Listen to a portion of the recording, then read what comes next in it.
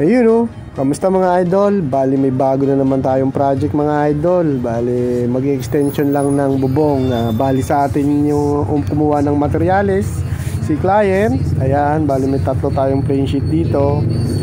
Yan ang gusto niya kasing gamitin doon at bububungan natin yung kanyang garahe. Tapos meron tayong tubular. Yan, bali nandito na tayo mga idol. Yan, maliit lang naman to mga loads yan. Bali yan yung bububungan natin. Tatanggalin natin yung lona niyan. At bali nila dito sa una, bali susundan na lang yung sabi ni client at yun na lang yung pinapagawa sa atin mga idol. Bali ito yung materials natin yan, apat dito ang 1x1 na tubular, 1x2 sorry, at 2x2 na tubular, isa at apat na 1x2 na tubular 1.5. yan, ayan mga idol, at tinanggal na natin yung lona at maglalagay na tayo ng ating pinaka frame para may kabit na natin ang ating yung plain sheet, yung pagpapatungan ng plain sheet. Siyempre magagawa muna tayo ng frame. Yan, katulad dito, plain sheet ang ginawa nila. Bali, susundan lang din natin yan mga idol. Bali, medyo madali lang naman to. Yan, bali dito tayo maglalagay nung, yan, papunta ron. Tapos maglalagay tayo ng poste doon sa dulo. Tapos, siyempre gagamit tayo dyan ng pinaka-poste niya ay yung 2x2. Yun yung gagamitin natin. Yan, bali dun sa kabila, lalagay tayo ng poste dyan. Yan, dyan, poste isa. Tapos isa dun sa dulo. Yan, bali ginaya lang din natin to mga idol. Susundan natin yan yung unang gumawa. Yan, yun kasi yung gusto ng mayari. Siyempre kung ano ang gusto ng ating client, yun lang din yung susundin natin.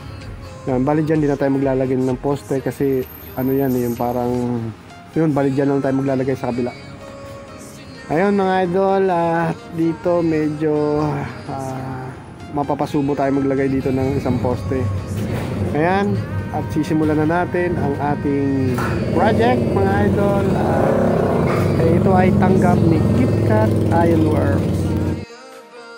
Mga idol, bali ito yung ginagawa ko dito ay yung pinaka poste niya mga idol. Dinikit ko siya sa pader mga idol. Ayan.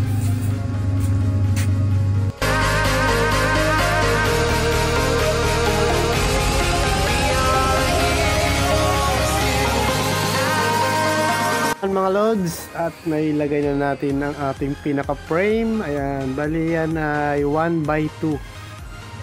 Ayan, ayan o, konting-kunti na lang at matatapos na mga loads.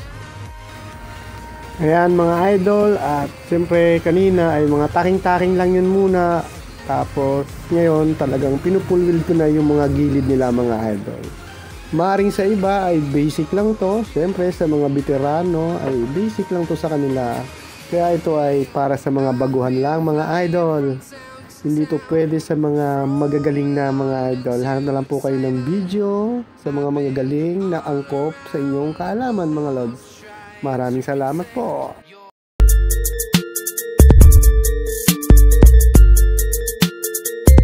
Ayan mga idol, bali nakapaglagay na ako dito ng plain sheet. Bali blind rivets lang naman yan mga idol lang ano ko dyan.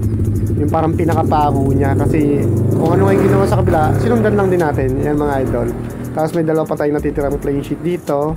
Yan, bali, blind rivets lang po yan mga idol ha. Yung ating nilagay at saka plain sheet. Ayan mga idol, hanggang dito na lang at maraming salamat po. Alam ko wala po kayong nakuwang idea rito mga idol. Gawain hindi talaga detalyado ang aking video. Pasensya na po mga idol. Maraming salamat po. Ingat po tayo palagi.